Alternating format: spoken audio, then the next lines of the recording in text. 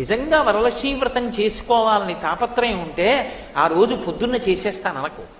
4 రోజుల ముందు చదువు. అసలు ఏమేం కావాలి?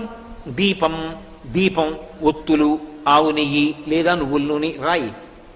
ఓ అగ్గిపెట్టి, అగరవత్తులు వెలిగించడానికి పెట్టుకోవడానికి ఏదో ఒక పరికరం, నీరాజన పరికరం, నైవేద్యం అన్ని టిక్కు పెట్టుకో.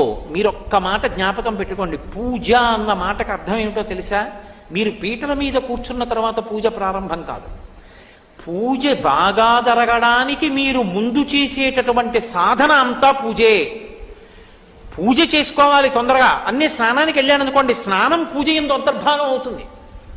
నేను తొందరగా తెమలాలి, అందుకు పేపర్ చదవను అన్నాను అనుకోండి, ఇప్పుడు పేపర్ చదవకపోవడం పూజ ఎందు అంతర్భాగం అవుతుంది. పూజ తర్వాత చేద్దామని పేపర్ చదివాను అనుకోండి, పూజకి భంగం అవుతుంది. అందుకే